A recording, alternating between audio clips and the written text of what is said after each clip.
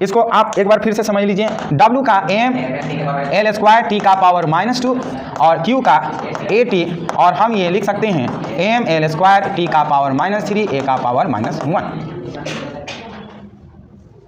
यदि आप लोग को याद है तो खड़ा होकर सुनाइए please, don't talk to each other.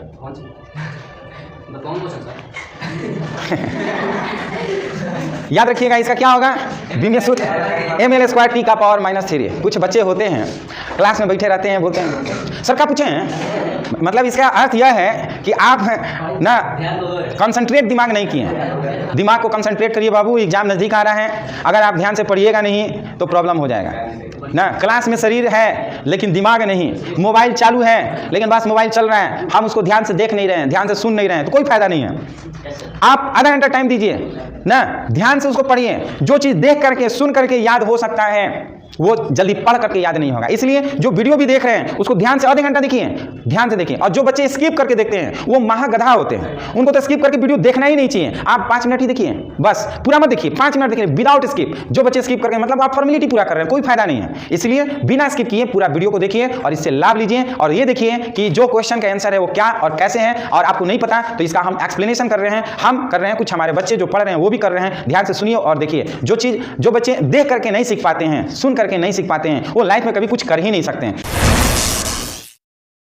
Hello friends, आपका सबका स्वागत है ERF फिजिक्स क्लासेस में। आज हम लोग बात करेंगे प्रैक्टिस सेट का। ये प्रैक्टिस सेट जो है वो एग्जाम पैटर्न पे जो ऑब्जेक्टिव और सब्जेक्टिव का है, इसके लिए हम लोग प्रिपरेशन कर रहे हैं। तो जो एग्जाम में शॉर्ट क्वेश्चन और ऑब्जेक्टिव आएगा वो इसी वीडियो से आने वाला है, तो इस वीडियो को पूरा आप लोग जरूर देखिए। और अगर आपको ये जानकारी है तो कमेंट बॉक्स में कमेंट जरूर करके बताइएगा कि आपके पास कितना नॉलेज है। तो चलिए, ये वीडियो ऑफलाइन और ऑनलाइन दोनों कंडीशन में पढ़ाया जा रहा है। तो देखते हैं जो बच्चे ऑफलाइन जुड़े हुए हैं वो बच्चे हर क्वेश्चन का जवाब कैसे देते हैं। आप देखिएगा, ध्यान से समझिएगा। और आप भी ऑनलाइन जुड़े हुए हैं तो इस वीडियो को देखिएगा और आपको पता चल जाएगा कि ऑफलाइन जो बच्चे रेडी कर रहे हैं, तैयारी अपना कर रहे हैं एग्जाम का, वो आपसे तेज हैं कि आप तेज हैं ऑनलाइन पढ़ाई करते हुए। तो चलिए आज हम लोग स्टार्ट करते हैं इस पॉजिटिव थॉट के। यह पॉजिटिव थॉट है कि सफल वही बनता है जो समय और शिक्षा का सही उपयोग करता है। याद रखिएगा, बहुत सारे बच्चे जो होते हैं वो अपना समय का सही सदुपयोग नहीं कर पाते हैं, जिसके कारण वो सफल नहीं हो पाते हैं। इसलिए ये समय है, सारा मोबाइल अपना बंद करके ऑफ करके रख दीजिए साइड तरफ, और एक तरफ अपना बुक निकाल लीजिए और किताब पढ़ना शुरू करिए। क्योंकि एग्ज़ाम आया है और एग्ज़ाम में अगर आप मोबाइल चलाइएगा तो आप सफल नहीं हो पाइएगा। इसलिए सही समय पर सही डिसीजन लेना ही इंसान को सफल बनाता है। तो चलिए आज सबसे पहले स्टार्ट करते हैं और देखते हैं सबसे पहले हमारे कौन बच्चे इस क्वेश्चन का जवाब देते हैं। विद्युत विभव किसे कहते हैं? विद्युत विभव, उम्मीद है कि सारे बच्चे जवाब देंगे, बट एक एक करके हम लोग स्टार्ट करते हैं। चलिए बताइए, विद्युत विभव किसे कहते हैं? बैठिए, आप बताइए तो सच्ची। एकांक धनावेश को अनंत से किसी बिंदु तक ले जाने में संपादित कार्य विद्युत विभव कहलाता है। बहुत बढ़िया, बैठिए। याद रखिए, एकांक धनावेश को किसी बिंदु तक ले जाने में संपादित कार्य ही विद्युत विभव कहलाता है। एकांक धनावेश को हम किसी बिंदु तक ले जाने में किया गया कार्य को क्या कहेंगे?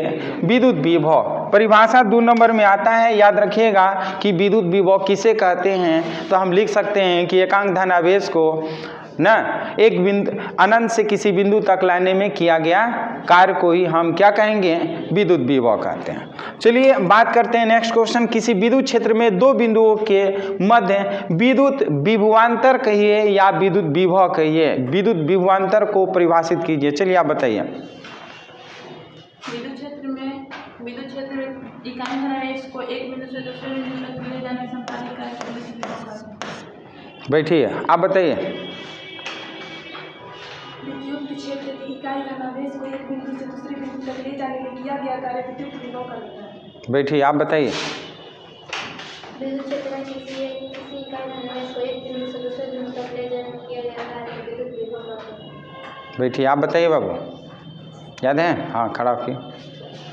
विद्युत विभव के किसी क्षेत्र से बैठिए। हाँ, हम जानते हैं लड़कियां टॉप करती है एग्जाम में। रीज़न यही है कि किसी से अगर कोई भी क्वेश्चन पूछेंगे तो श्योर है कि उधर से जवाब आएगा ही। बाकी देखते हैं क्वेश्चन। बाबू पीछे खड़ा होखिए, इज्जत चाहिए आप। बहुत बढ़िया, ध्यान से समझिएगा। विद्युत क्षेत्र के किसी एक बिंदु से दूसरे बिंदु तक ले जाने में संपादित कार्य ही विद्युत विभवांतर कहलाता है या विद्युत विभव। चूंकि विद्युत विभव अगर बात करें तो एक बिंदु की बात होगा और विद्युत विभवांतर की बात करेंगे तो दो बिंदु की बात होगा। एक बिंदु से दूसरे बिंदु तक इकाई धनावेश को ले जाने में जो कार्य होता है उस कार्य को ही हम क्या कहेंगे? विद्युत विभवांतर कहेंगे ना। क्या कह देंगे? विद्युत विभवांतर कह देते हैं या विद्युत विभव कह देते हैं। चूंकि दो बिंदु की बात करेंगे तो विभवांतर होगा, अगर एक बिंदु की बात करेंगे तो विद्युत विभव। दोनों एक ही तरह का है। चलिए नेक्स्ट क्वेश्चन की बात करते हैं। विद्युत विभव का सूत्र क्या होगा? शिवम बताइए। बैठिए बाबू, विद्युत विभव का सूत्र क्या होगा? बैठिए बताइए। बैठिए आप बताइए। बैठिए आप बताइए। बहुत बढ़िया, आप बताइए। बैठिए। याद रखिएगा विद्युत विभव का सूत्र होता है V बराबर W/Q। क्या होता है बाबू? V बराबर W/Q। अगर आपको ये परिभाषा याद है या फिर आपका सूत्र याद है तो इसे आप परिभाषा आराम से बता सकते हैं। इकाई धनावेश को ना एक बिंदु तक लाने में, विद्युत क्षेत्र के किसी बिंदु तक लाने में किया गया कार्य ही विद्युत विभव कहलाता है। तो याद रखिएगा, अगर आपको फॉर्मूला याद है तो फॉर्मूला से आप उसको परिभाषित कर सकते हैं, उसका मात्रक बता सकते हैं, उसका विमीय सूत्र बता सकते हैं, ये कौन सा राशि है ये भी बता सकते हैं। बाबू उसको बंद करिए, इसको बंद करिए। हाँ, उसको बंद करिए। चलिए नेक्स्ट क्वेश्चन की बात करते हैं। विद्युत विभव कौन सा राशि है? कौन सी राशि है? कौन सी राशि है? अदिश राशि। कोई बताएगा कि क्यों अदिश राशि है? हाँ बताइए शिवा, बताइए। क्योंकि विभव का फॉर्मूला होता है W/Q, यानी कार्य बटे आवेश, और कार्य और आवेश दोनों की एक अदिश राशि है, इसलिए विद्युत विभव है। बहुत बढ़िया, बैठिए। याद रखिएगा कि विद्युत विभव एक अदिश राशि है। तो क्यों अदिश राशि है? क्यों स्केलर क्वांटिटी है? क्योंकि W भी स्केलर क्वांटिटी है, Q भी स्केलर क्वांटिटी है। मतलब दोनों अदिश राशि हैं। अदिश राशि होने के कारण भी हमारा विद्युत विभव एक अदिश राशि है। नेक्स्ट क्वेश्चन की बात करें, यह एक अदिश राशि ये हो गया। नेक्स्ट क्वेश्चन, विद्युत विभव का विमीय सूत्र क्या होता है? ml²। हाँ, T का पावर -3 A इनवर्स। कैसे होता है ये बोर्ड पे देखिए। W का ml² T का पावर -2 और Q का AT क्या बन जाएगा? m ना, ये ऊपर जाएगा L² T का पावर -3।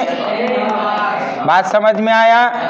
याद रखिएगा ml² T का पावर -3 A इनवर्स होता है। क्लियर? समझ में आया? किसी को कोई डाउट है तो हम इसको लिख सकते हैं क्या? ml² T का पावर -3 A इनवर्स। क्लियर है? चलिए नेक्स्ट क्वेश्चन की बात करते हैं। अनंत पर विद्युत विभव का मान कितना होता है? अनंत पर विद्युत विभव का मान, अनंत पर विद्युत विभव का मान 0 होता है। बहुत बढ़िया। उम्मीद करते हैं कि जो बच्चे ऑनलाइन देख रहे हैं इस वीडियो को, अगर आपको जवाब आ रहा होगा तो प्लीज़ कमेंट करिए ज़रूर, क्योंकि कमेंट करने से क्या होगा, आपको दोबारा याद हो जाएगा कि नहीं, इन्फिनाइट पर जो इलेक्ट्रिक पोटेंशियल का जो वैल्यू होता है वो 0 होता है, वो आपको पुनः याद हो जाएगा। इसलिए कभी भी कोई भी वीडियो देखिए, कोई भी क्वेश्चन का आंसर अगर आपके माइंड में आ रहा है तुरंत उसका जवाब रिप्लाई करिए, ताकि ये पता चल जाए कि आप कितना बढ़िया जानते हैं। चलिए नेक्स्ट क्वेश्चन की बात करते हैं। मतलब इसका आंसर हम क्या कहेंगे? 0। बात समझ में आया? नेक्स्ट क्वेश्चन की बात करते हैं। विद्युत विभव का मात्रक क्या होगा? क्या होगा बताइए? विद्युत विभव का मात्रक क्या होगा? क्या होगा? हाँ, याद रखिएगा, वोल्ट या फिर जूल प्रति कूलम होगा। याद रखिएगा, वोल्ट या फिर जूल प्रति कूलम होगा। देखिए, कुछ इसमें जो क्वेश्चन आपको मिलेगा वो सब्जेक्टिव भी मिलेगा और कुछ ऑब्जेक्टिव भी मिलेगा ना। तो आपको ये जवाब देना है कि उसका आंसर क्या होगा और कैसे होगा। तो हम क्या कहेंगे, इसका वोल्ट या फिर जूल प्रति कूलम होगा। क्यों होगा? क्योंकि अभी आपको मालूम है V बराबर W/Q, और W का होता है बाबू, हम जूल करेंगे और ये होता है कूलम, तो जूल प्रति कूलम कहेंगे ना, जूल प्रति कूलम या फिर वोल्ट कहेंगे। याद रखिएगा, जो विद्युत विभव का मात्रक होता है, फॉर्मूला होता है, जो राशि होता है, वही विद्युत विभवांतर का भी होता है। ये आपको याद होनी चाहिए, इलेक्ट्रिक पोटेंशियल डिफरेंस का भी। तो विभवांतर कौन सी राशि है?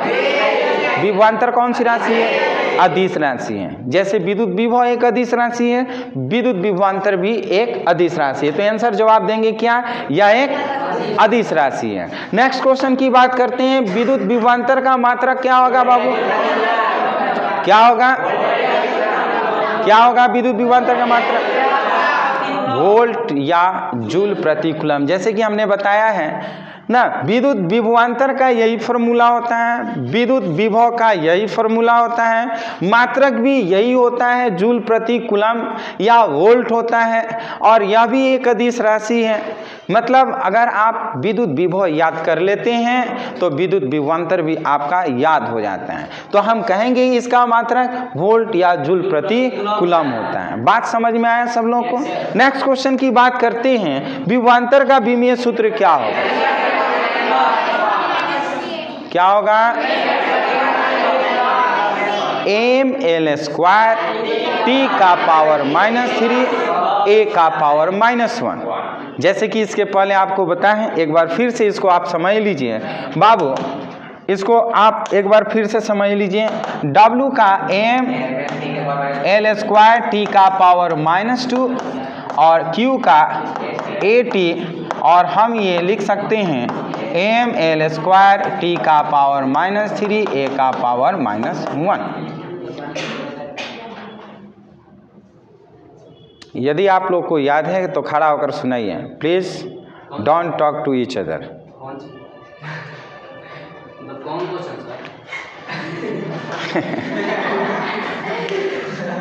याद रखिएगा, इसका क्या होगा? विमीय सूत्र mL² T का पावर -3। कुछ बच्चे होते हैं क्लास में बैठे रहते हैं, बोलते हैं सर क्या पूछे हैं?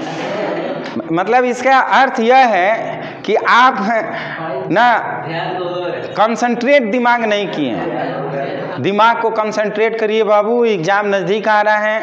अगर आप ध्यान से पढ़िएगा नहीं तो प्रॉब्लम हो जाएगा ना। क्लास में शरीर है लेकिन दिमाग नहीं, मोबाइल चालू है लेकिन बस मोबाइल चल रहा है, हम उसको ध्यान से देख नहीं रहे हैं, ध्यान से सुन नहीं रहे हैं, तो कोई फायदा नहीं है। आप आधा घंटा टाइम दीजिए ना, ध्यान से उसको पढ़िए। जो चीज़ देख करके सुन करके याद हो सकता है वो जल्दी पढ़ करके याद नहीं होगा। इसलिए जो वीडियो भी देख रहे हैं उसको ध्यान से आधे घंटा देखिए, ध्यान से देखिए। और जो बच्चे स्किप करके देखते हैं वो महागधा होते हैं, उनको तो स्किप करके वीडियो देखना ही नहीं चाहिए। आप 5 मिनट ही देखिए, बस पूरा मत देखिए, 5 मिनट देखिए विदाउट स्किप। जो बच्चे स्किप करके मतलब आप फॉर्मेलिटी पूरा कर रहे हैं, कोई फायदा नहीं है। इसलिए बिना स्किप किए पूरा वीडियो को देखिए और इससे लाभ लीजिए। और ये देखिए कि जो क्वेश्चन का आंसर है वो क्या और कैसे है, और आपको नहीं पता तो इसका हम एक्सप्लेनेशन कर रहे हैं, हम कर रहे हैं, कुछ हमारे बच्चे जो पढ़ रहे हैं वो भी कर रहे हैं। ध्यान से सुनिए और देखिए। जो बच्चे देख करके नहीं सीख पाते हैं, सुन करके नहीं सीख पाते हैं, वो लाइफ में कभी कुछ कर ही नहीं सकते हैं। इसलिए आप देख करके सुन करके आप सीखिए और करिए। बिंदु आवेश के कारण विद्युत विभव का सूत्र क्या होगा बाबू? बताइए बताइए, बैठिए आप बताइए।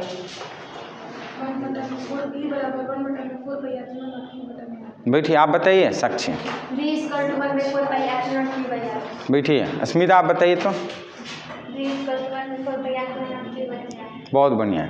याद रखिएगा बिंदु आवेश के कारण, हाँ खड़ा होकर के आप भी बता लीजिए बाबू, बताइए। हाँ, मनोकामना पूर्ण हो जाएगा आपका भी।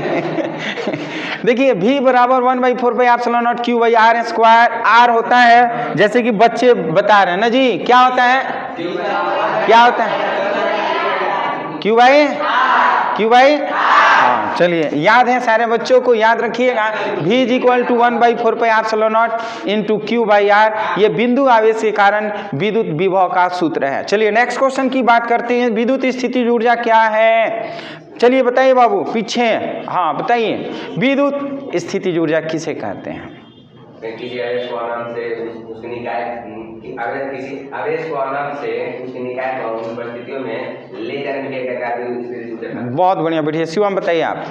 अनंत से किसी बिंदु आवेश को उनके निकाय के स्थितियों में ले जाने में किया गया कार्य द्वारा कुल अर्जित ऊर्जा को विद्युत स्थिति। बहुत बढ़िया, बैठिए, बताइए बाबू।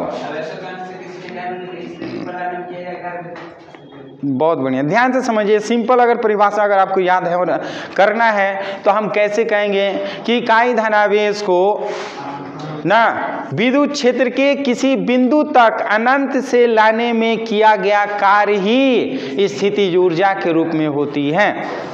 इकाई धनावेश को कहां से, अनंत से विद्युत क्षेत्र के किसी बिंदु तक लाने में किया गया कार्य ही क्या कहलाता है, विद्युत स्थितिज ऊर्जा कहलाता है। हम विद्युत स्थितिज ऊर्जा हम ऐसे परिभाषा कर सकते हैं, आवेशों को अनंत से उनकी स्थितियों में लाने में किया गया कार्य ही विद्युत स्थितिज ऊर्जा कहलाता है। बात समझ में आया? कोई डाउट है? चलिए नेक्स्ट क्वेश्चन की बात करते हैं।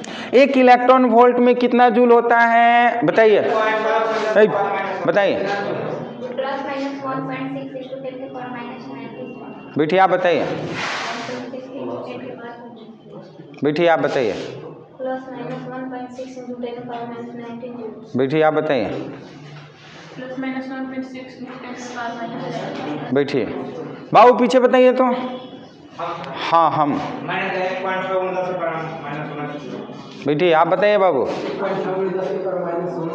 बैठिए, ध्यान से समझिएगा। 1 इलेक्ट्रॉन वोल्ट का जो मान होता है वो 1.6 इंटू 10 टू पावर -19 कूलम होता है, 19 जूल। याद रखिएगा क्या होता है, -19 जूल ना, याद रहेगा ना। इसीलिए बहुत सारे बच्चे जो होते हैं वो भूल जाते हैं, या तो यहाँ पे माइनस हटा देंगे या तो जूल के जगह पे कूलम लगा देंगे। याद रखिएगा 1 इलेक्ट्रॉन वोल्ट का जो मान होता है 1.6 इंटू 10 टू पावर -19 जूल होता है। नेक्स्ट क्वेश्चन की बात करते हैं। 1 मेगा इलेक्ट्रॉन वोल्ट में कितना जूल होता है? बताइए, बैठिए आप बताइए, 1.6 into 10 to the power -13 joule. बैठिए आप बताइए, बैठिए बताइए बाबू, पीछे आए, बैठिए आप बताइए,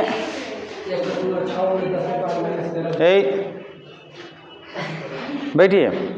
याद रखिएगा 1 मेगा इलेक्ट्रॉन वोल्ट का मतलब होता है 10 का पावर 6 इलेक्ट्रॉन वोल्ट ना, 10 का पावर 6 इलेक्ट्रॉन वोल्ट। अगर इसमें मल्टीप्लाई करेंगे तो आ जाएगा कितना, 1.6 इंटू 10 टू पावर -13 जूल हो जाएगा। हम क्या कहेंगे इसका आंसर, 1 मेगा इलेक्ट्रॉन वोल्ट में 1.6 गुणे 10 का पावर -13 जूल होता है। उम्मीद करते हैं कि आप लोग को याद है और ये समझ में आ भी रहा होगा। किसी बिंदु पर विद्युत विभवांतर को परिभाषित कीजिए। हाँ बताइए। किसी विद्युत क्षेत्र में दो बिंदुओं के बीच विभवांतर को एक बिंदु से दूसरे बिंदु तक स्थिर विद्युत आवेशों के विरुद्ध ले जाने में इकाई आवेश पर किया गया कार्य विद्युत इसको परिभाषित करता है। बैठिए, और कोई बताएगा? बताइए बाबू। इकाई आवेश को किसी आवेश की परीक्षा करने से एक बिंदु से दूसरे बिंदु तक ले जाने में किया गया कार्य तदनुसार परिस्थितियों में उन परिस्थितियों का परिमाण दोनों बिंदुओं के बीच के दूरी को विभाजित करता है। बैठिए, इसका सिंपल हम परिभाषा आपको बता रहे हैं, ध्यान से समझिएगा। ये विद्युत विभवांतर है। इसके पहले भी हम लोग विद्युत विभवांतर का परिभाषा दिए थे कि इकाई धनावेश को एक बिंदु से दूसरे बिंदु तक ले जाने में किया गया कार्य विद्युत विभवांतर कहलाता है। सिंपल परिभाषा आपको याद होनी चाहिए ना। ऐसे तो लॉन्ग परिभाषा आपके बुक में दिया है, बट इसको अगर याद करना है सिंपल तरीके से तो क्या कहेंगे, इकाई धनावेश को विद्युत क्षेत्र के किसी एक बिंदु से दूसरे बिंदु तक ले जाने में किया गया कार्य ही विद्युत विभवांतर कहलाता है ना। यही आप परिभाषा लिखिएगा, चूंकि यहाँ पे तो लॉन्ग है, ये आपको लॉन्ग याद नहीं करना है, शॉर्ट में याद रखिएगा। नेक्स्ट, हाँ चलिए बहुत बढ़िया याद है। तो समविभव पृष्ठ क्या है? समविभव पृष्ठ क्या बताइए बाबू, बताइए। बैठ करके नहीं बोलना है, नहीं तो बहुत हाँ नॉइज होगा। बताइए, बैठिए, आप बताइए बाबू। बैठिए, बहुत बढ़िया, आप बताइए। बताइए बाबू। बहुत बढ़िया, याद रखिएगा वह पृष्ठ जिसके प्रत्येक बिंदु पर विभव का मान समान होता है समविभव पृष्ठ कहलाता है। जैसे ये आप देखिएगा, ये आवेश हैं और ये आवेश के चारों ओर जो होते हैं सभी जगह जो विभव हैं सब जगह समान है, इसलिए इसको बोलते हैं समविभव पृष्ठ। क्या कहेंगे? समविभव पृष्ठ। तो हम कहेंगे परिभाषा क्या, वह पृष्ठ जिसके प्रत्येक बिंदु पर विभव का मान समान हो वो समविभव पृष्ठ कहलाता है। नेक्स्ट क्वेश्चन की बात करते हैं, विभव तथा स्थितिज ऊर्जा में क्या संबंध है? बताइए स्मिता। बैठिए, आप बताइए। बैठिए, आप बताइए। बैठिए, आप बताइए। बहुत बढ़िया, ध्यान से समझिएगा। स्थितिज ऊर्जा और विद्युत विभव में क्या संबंध है? वैसे जनरली हम लोग इसके पहले फॉर्मूला पढ़े थे, V = W/Q। W जो होता है वो कार्य होता है और कार्य जो होता है वो ऊर्जा के रूप में होता है। तो हम W की जगह पर अगर U कर दें तो हमारे बीच में संबंध स्थापित हो जाएगा। तो हम इसको ऐसे भी लिख सकते हैं क्या कि V = W/Q या V = U/Q ना, क्योंकि U जो है वो स्थितिज ऊर्जा और ये स्थितिज ऊर्जा कार्य करने के द्वारा ही उत्पन्न होती है। तो V = W/Q के जगह पर अब हम लोग V = U/Q कर लेते हैं, जहाँ की U क्या है? एक स्थितिज ऊर्जा है। ठीक है, नेक्स्ट क्वेश्चन की बात करते हैं। विद्युत विभव एक अदिश राशि है, समझाइए। चूंकि इसके पहले हम लोग क्वेश्चन पढ़ चुके हैं, कोई खड़ा होकर बताया, एक्सप्लेन करे। इधर बताइए। विद्युत विभव कार्य और आवेश दोनों अदिश राशि है, इसलिए वो विद्युत विभव की अदिश राशि है। बहुत बढ़िया, इधर कोई खड़ा होकर बता दे। इधर हाँ बोलिए। विद्युत विभव W/Q, कार्य और आवेश दोनों अदिश राशि है, इसलिए विद्युत विभव की अदिश राशि है। बहुत बढ़िया। देखिए, विद्युत विभव बराबर हम लोग पढ़े हैं कार्य बटा में आवेश, और कार्य और आवेश दोनों क्या हैं? एक अदिश राशि है, इसलिए विद्युत विभव भी एक अदिश राशि है। क्या कहेंगे?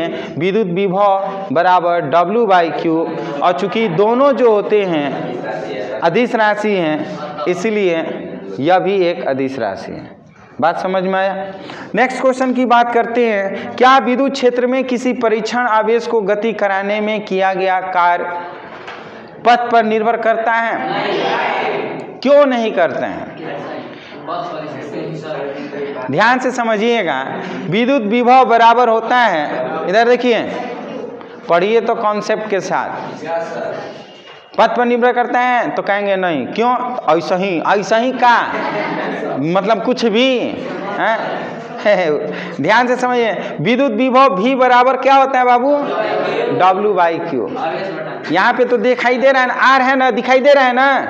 हाँ, तुम लोग कहेंगे R कहाँ पे है? नहीं है। हाँ, तो R नहीं है, दूरी नहीं है, तो कहेंगे कि यह दूरी पर निर्भर। बात समझ में आया? कोई दिक्कत? याद करके आए ना? हाँ, चलिए। कहेंगे कि यह पथ पर निर्भर नहीं करता है। देखिए, एग्जाम नज़दीक आ रहा है और आप लोग नहीं याद करिएगा बढ़िया से तो आप सफल नहीं हो पाइएगा। जैसे कि हम लोग स्टार्टिंग में ही बोले हैं, जो समय को सही उपयोग नहीं करेगा बाबू, वो कभी महान नहीं बनेगा, कभी वो सफल नहीं हो पाएगा। इसलिए समय अभी आपके पास है कि जो मोबाइल है, जो बच्चे ऑफलाइन पढ़ रहे हैं, मोबाइल है उनको स्विच ऑफ करके रख दीजिए। जो ऑनलाइन पढ़ रहे हैं कृपया करके पूरा वीडियो देखते रहिए। ठीक है, चलिए हम नेक्स्ट क्वेश्चन की बात करते हैं। एक्चुअली क्या होता है ना, कुछ बच्चों को ऑफलाइन टीचर अच्छे नहीं मिल पाते हैं, कोर्स कंप्लीट नहीं करवा पाते हैं, उनको प्रैक्टिस नहीं मिल पाता है, तो उनका एक ही सॉल्यूशन है कि ऑनलाइन हम प्रैक्टिस करें। और जब मौका ऑनलाइन मिलता है तो श्योर है कि इसको आप सब्जेक्टिव और ऑब्जेक्टिव को पूरा आप प्रैक्टिस करिए, ईमानदारी से करिए। जो बच्चे ईमानदारी से प्रैक्टिस करेंगे वो श्योर है कि अपने एग्जाम में टॉप करेंगे। Practice makes a man perfect बार बार कहा जाता है, ये इसीलिए कहा जाता है कि आप बार बार प्रैक्टिस करिए और हमेशा आप टॉप करिए। तो हम नेक्स्ट क्वेश्चन की बात करते हैं। किसी बिंदु आवेश के परितः समविभव पृष्ठ की आकृति कैसी होती है, प्रकृति कैसी होती है? देखिए, कोई आवेश है और आवेश के चारों ओर का जो क्षेत्र होता है वो समविभव पृष्ठ के रूप में होता है। किसी आवेश के चारों ओर का जो पृष्ठ होता है वो समविभव पृष्ठ होता है, और समविभव पृष्ठ की जो प्रकृति जो होती है, आकृति जो होती है वो सकेंद्रीय क्या होती है, गोले होती है। सकेंद्रीय क्या कहेंगे, गोले होते हैं। गोले का निर्माण कर रहे हैं ना कि बेलनाकार का निर्माण कर रहे हैं, याद रहिएगा, रखिएगा ना। चलिए नेक्स्ट क्वेश्चन की बात करते हैं। देखिए, विद्युत क्षेत्र की तीव्रता तथा विभव प्रवणता में क्या संबंध है, बताओ बबुआ। बैठिए बताइए, बैठिए आप बताइए, बैठिए आप बताइए, बैठिए। देखिए, विद्युत प्रवणता की बात अगर हम करें तो E इक्वल टू होता है माइनस dV बाई dr। क्या कहेंगे, is equal to minus dV by dr, इसका आंसर हो जाएगा is equal to minus dV by dr। ठीक है, नेक्स्ट क्वेश्चन की बात करें। SI पद्धति में विभव प्रवणता का मात्रक क्या होगा, बताइए। बैठिए आप बताइए, बैठिए आप बताइए। हाँ एक मिनट, क्यों बात कर रहे हैं आप?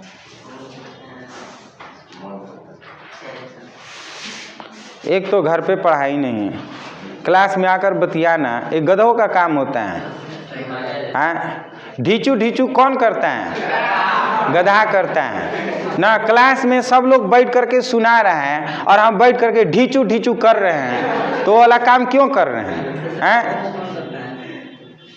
कुछ आपका लक्षण गधा वाला है, ढीचू ढीचू मत करिए। या तो बैठ करके शांत होकर के सुनिए, नहीं तो खड़ा होकर के बताइए ना, खड़ा होकर के बताइए। याद है तो बताइए, नहीं तो ढीचू ढीचू नहीं करना है। कुछ गधे होते हैं क्लास में, गधे का मतलब कि जो सबसे जो ज़्यादा दिमाग फालतू लगाते हैं, और दूसरे के ऊपर कमेंट करने वाला वो महा गधा होता है। हाँ, अपने अंदर झांकते नहीं कि हम जो हैं वो कितना पढ़ रहे हैं। हाँ, दूसरे को कमेंट पढ़ो गधा है, अरे उससे तो बड़ा तो आप गधा हैं, उल्लू कहीं के। इसीलिए दूसरे पर ध्यान मत दीजिए, अपने अंदर झांकिए कि हम कितना तेज हैं। और हमको जहाँ तक लगता है कि जितनी लड़कियां हैं वो सब याद करके आती हैं। यस सर, पिताजी टीचर है, शर्म नहीं लग रहा है? Yes sir, yes sir, yes sir कहने में कम से कम टीचर का भी तो लाज बचाइए। पिताजी टीचर है, हमको तेज बनना है, ताकि कोई आपके मोहल्ला में भी एग्जाम्पल दे कि फलानवा का लड़का देखिए टीचर है और उनका लड़का भी बहुत ही बढ़िया है। लेकिन कहावत है कि जो टीचर है दूसरे को शिक्षा दे रहा है और उन्हीं का बच्चा जो है बिगड़ रहा है। 4 दिन पढ़िए, हाँ 90% ऐसी होता है। 4 दिन पढ़िए और 2 दिन गायब हो जाइए, यही चीज़ होता है। हमें भी बहुत अफसोस होता है। चलिए, एसआई पद्धति में विभव प्रवणता, देखिए विभव प्रवणता का सूत्र जो होता है वो वोल्ट ना, यहाँ पे वोल्ट और नीचे है मीटर, वोल्ट प्रति मीटर। क्या कहेंगे इसका? वोल्ट प्रति मीटर होता है। क्या कहेंगे? वोल्ट प्रति मीटर होता है। नेक्स्ट क्वेश्चन की बात करेंगे, विभव प्रवणता का विमीय सूत्र क्या होगा? बताइए बाबू। mLT के पावर माइनस 3 के पावर माइनस 1। बैठिए, आप बताइए। mLT के पावर माइनस 3 A इनवर्स। क्या चाहिए? A inverse. फिर से। Minus 3 A inverse. बहुत बढ़िया, बैठिए।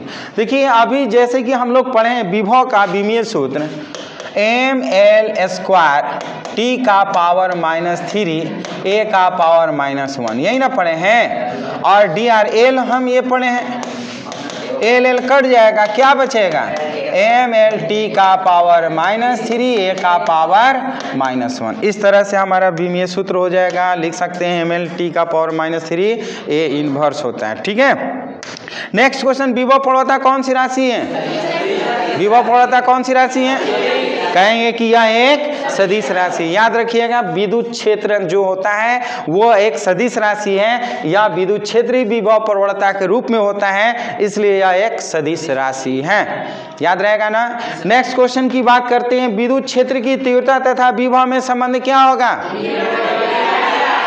E = dV/dr। माइनस हटा देंगे तो ये बन जाएगा विद्युत क्षेत्र की तीव्रता तथा विभव में संबंध। तो क्या लिखेंगे? E = dV/dr। अगर माइनस यहाँ पे लग गया तो समझिएगा कि क्या बन जाएगा? विभव प्रवणता। बात समझ में आ रहा है? बाबू बंद करिए, इसको देख करके नहीं बताना। हाँ, रिवीजन करना है, प्रैक्टिस घर पे करना है, और यहाँ पे अपने आँख को दिखा देना है कि देखिए हम सर इतना पढ़े हैं, याद किए हैं। हाँ, कल करे सो आज कर, आज करे सो अब, पल में परलय होगी, बहुरिया करे से कब। याद रखिएगा। हाँ, बहुत सारे बच्चे जो होते हैं, यह हम लोग का प्रैक्टिस समझ लीजिए कब से स्टार्ट है। और सुन लीजिए, बच्चा पहले पैसा देता है, सर मेरा पहले पैसा लीजिए, पहले प्रैक्टिस करना है। आएगा 10 दिन लेट से, 5 दिन बाद, सर हमको भी मन कर रहा है ना, प्रैक्टिस सेट कर ले, एग्जाम में हमको भी टॉप करना है। उल्लू कहेंगे इतना दिन से सोया हुआ था। कम से कम पहले आइए और पहले प्रैक्टिस करिए, जो लेट से आएगा वो खोएगा। चलिए नेक्स्ट क्वेश्चन की बात करते हैं बाबू, ध्यान से समझिए। एक ऐसी स्थिति का उदाहरण दीजिए जिसमें विद्युत क्षेत्र शून्य हो परंतु विद्युत विभव अशून्य हो। बताइए। खोखले आवेशित गोले के अंदर विद्युत क्षेत्र शून्य होता है, चूंकि विद्युत विभव अशून्य होता है। चूंकि नहीं, परंतु विद्युत विभव अशून्य होता है। बैठिए, बहुत बढ़िया। और कोई बताएगा इधर? हाँ बताइए। किसी खोखले आवेशित गोले के विद्युत विभव शून्य होता है, परंतु विद्युत अशून्य होता है। बैठिए, ध्यान से समझिएगा। किसी भी खोखले गोले के अंदर विद्युत क्षेत्र शून्य होता है परंतु विद्युत विभव शून्य नहीं होता है। हम इसका आंसर लिखेंगे, किसी खोखले आवेशित गोले के अंदर विद्युत क्षेत्र शून्य होता है परंतु विद्युत विभव शून्य नहीं होता। बात समझ में आया? कोई दिक्कत? नेक्स्ट क्वेश्चन की बात करते हैं। एक ऐसी स्थिति का उदाहरण दीजिए जिसमें विद्युत क्षेत्र शून्य हो परंतु विद्युत विभव शून्य हो। बताइए पीछे। विद्युत ध्रुव के निरक्षीय स्थिति में विद्युत क्षेत्र की तीव्रता शून्य नहीं होता है, परंतु विद्युत विभव शून्य होता है। बहुत बढ़िया बेटी। और कोई इधर बताएगा? बताइए। विद्युत ध्रुव के निरक्षीय स्थिति में विद्युत क्षेत्र अशून्य होता है, विद्युत विभव शून्य होता है। बैठिए, ध्यान से समझिएगा। विद्युत द्विध्रुव के कारण निरक्षीय स्थिति में विद्युत विभव का मान शून्य होता है परंतु विद्युत क्षेत्र का मान शून्य नहीं होता है। कोई बताएगा विद्युत क्षेत्र का सूत्र क्या होगा निरक्षीय स्थिति में? बताइए बाबू। बहुत बढ़िया। याद रखिएगा, निरक्षीय स्थिति में 1/4πε0 P/RQ होता है। इसके पहले हम लोग प्रैक्टिस किए हैं। यदि आप प्रैक्टिस वाला वीडियो नहीं देखें तो वीडियो को जरूर देखिए, वो भी ना। किसी विद्युत द्विध्रुव के निरक्षीय स्थिति पर रेखा पर विद्युत क्षेत्र शून्य नहीं होता है परंतु विद्युत विभव शून्य होता है। बात समझ में आ रहा है? चलिए नेक्स्ट क्वेश्चन की बात करते हैं। इलेक्ट्रॉन वोल्ट क्या है? कोई बताएगा खड़ा होकर इधर? चलिए बताइए बाबू। आप इतना तेज बोलिएगा तो हमारे जो व्यूअर्स हैं वो बहुत तेजी से सुन लेते हैं। बैठिए, बोलिएगा। एक वोल्ट विभवांतर से गुजरने वाली इलेक्ट्रॉन सर्दी हो जाए इलेक्ट्रॉन वोल्ट का। हाँ बहुत बढ़िया, सर्दी हो जाए खांसी हो जाए। ध्यान से सुनिए, बोलिए ऐसा कि अमेरिका तक पहुँचे कि देखिए बिहार का लड़का यहाँ पे पढ़ करके अमेरिका में आवाज़ जा रहा है। समझ में आ रहा है ना? सुन लीजिए, हम कहेंगे क्या, एक इलेक्ट्रॉन, बाबू सुन लीजिए, एक इलेक्ट्रॉन वोल्ट किसे कहते हैं? एक वोल्ट के विभवांतर से गुजरने पर इलेक्ट्रॉन द्वारा अर्जित ऊर्जा को इलेक्ट्रॉन वोल्ट कहते हैं ना। याद रखिएगा, हम क्या कहेंगे, एक वोल्ट के विभवांतर से गुजरने पर इलेक्ट्रॉन से प्राप्त जो ऊर्जा होती है उसे हम क्या कहते हैं? इलेक्ट्रॉन वोल्ट कहते हैं। चलिए, इलेक्ट्रॉन वोल्ट का मान कितना होता है? अभी इसके पहले हम लोग पढ़े हैं, एक इलेक्ट्रॉन वोल्ट का मान कितना होता है? 1.6 इंटू 10 टू पावर -19 जूल होता है। याद रखिएगा, ऑब्जेक्टिव में बार बार पूछा जाता है, याद रखिएगा। नेक्स्ट क्वेश्चन की बात करते हैं, किसी द्विध्रुव के कारण विभव का मान दूरी के साथ किस प्रकार निर्भर करता है? बताइए बाबू। हाँ इधर कोई बताएगा? हाँ बताइए। बहुत बढ़िया, बैठिए, ध्यान से समझिएगा। हाँ आराम से बैठिए। भी समानुपाती 1/r² होता है। देखिए, दूरी बढ़ने के साथ साथ विद्युत विभव का मान क्या होता है? बात नहीं, जितना ही दूरी बढ़ेगा विद्युत विभव का मान उतना ही क्या होगा? घटेगा। समझ में आ रहा है ना? जितना ही दूरी बढ़ेगा विद्युत विभव का मान घटेगा। नेक्स्ट क्वेश्चन की बात करते हैं, इलेक्ट्रॉन में उच्च धनात्मक विभव में जाने की प्रवृत्ति होती है या निम्न धनात्मक विभव में? कोई बताएगा क्यों? हे बूढ़े बाबा, डंटा कहिएगा तो दे देंगे, लेकिन खड़ा नहीं, खड़ा होकर के दे दीजिए ना। चलिए बताइए, ध्यान से समझिए, बैठिए। देखिए, इलेक्ट्रॉन जो होता है वो ऋणावेशित होता है। गरीब हमेशा कहाँ पे जाता है? अमीर के पास जाता है ना। यानी कि इलेक्ट्रॉन हमेशा उच्च विभव की ओर जाने की प्रवृत्ति रखता है। क्यों? क्योंकि वो खुद ऋणात्मक है, ऋणात्मक है, धनात्मक की ओर जाने की प्रवृत्ति रखता है। तो हम कहेंगे क्या? इलेक्ट्रॉन में उच्च विभव जाने वाले भाग की ओर प्रवृत्ति होती है। बात समझ में आया? किसी को डाउट है? चलिए नेक्स्ट क्वेश्चन की बात करते हैं। यदि किसी कुचालक धातु पिंजरी को उच्च आवेशित कर दिया जाए तो उसके अंदर व्यक्ति को झटका नहीं लगता है, क्यों? बताइए। व्यक्ति और पिंजरे के बीच परिपथ पूर्ण नहीं होता है, इसलिए व्यक्ति को झटका नहीं लगता। हाँ बहुत बढ़िया, ध्यान से समझिएगा। व्यक्ति और पिंजरे के बीच का परिपथ जो होता है वो पूर्ण नहीं हो पाता है, जिसके अंदर अगर व्यक्ति अगर पिंजरे के अंदर है तो वह अंदर सुरक्षित महसूस करता है, उसको करंट नहीं लगता है। याद रखिएगा कि चूंकि व्यक्ति तथा पिंजरे के मध्य परिपथ क्या होता है? पूर्ण नहीं हो पाता है, अतः व्यक्ति के शरीर में धारा प्रवाह नहीं हो पाती है। बात समझ में आया? चलिए नेक्स्ट क्वेश्चन की बात करते हैं। प्रकृति में ऐसे दो संरक्षित बलों का उदाहरण दीजिए जो विभव उत्पन्न करते हैं।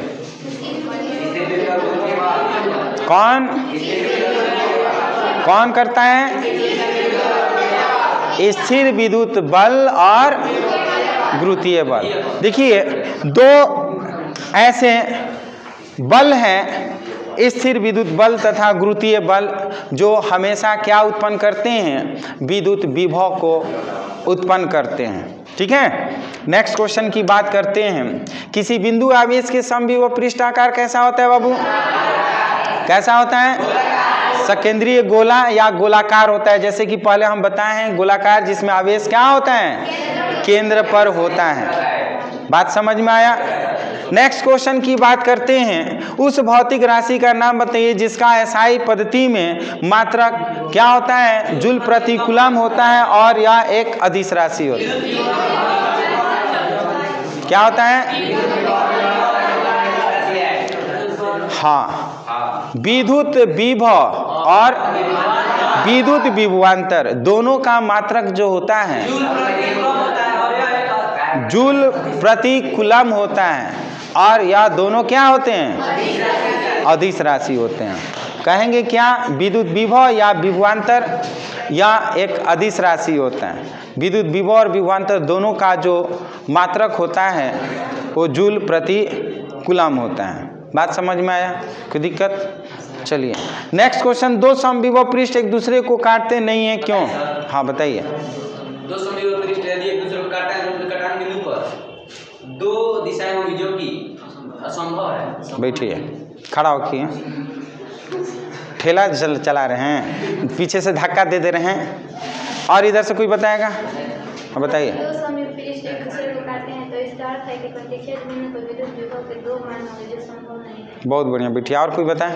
यदि दो समविभव पृष्ठ एक दूसरे को काटते हैं तो इसका अर्थ है कि कटान बिंदु पर विद्युत विभव के दो अलग अलग मान होंगे जो संभव नहीं है। बहुत बढ़िया बेटे, ध्यान से समझिएगा। क्वेश्चन है दो समविभव पृष्ठ एक दूसरे को काटते नहीं हैं, क्यों?